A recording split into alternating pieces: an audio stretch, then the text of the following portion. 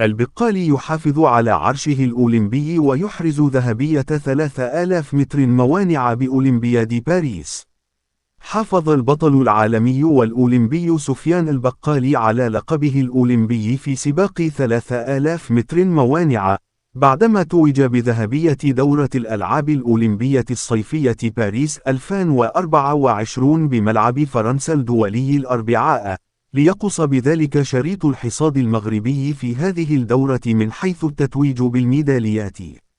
وقطع البطل الأولمبي سفيان البقالي مسافة السباق بتوقيت 8:06.05، بينما احتل مواطنه محمد تندوفت المركز الثاني عشر بتوقيت 8:14.82، ليحصد البقالي ميداليته الأولمبية الثانية تواليا بعد دورة طوكيو الماضية.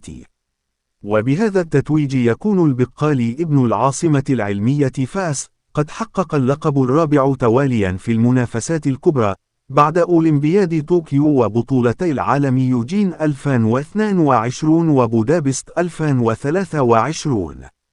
وبات سفيان البقالي أول عداء مغربي يتوج بالميدالية الذهبية الأولمبية في نسختين متتاليتين من الألعاب الأولمبية، بعد نسخة طوكيو 2020.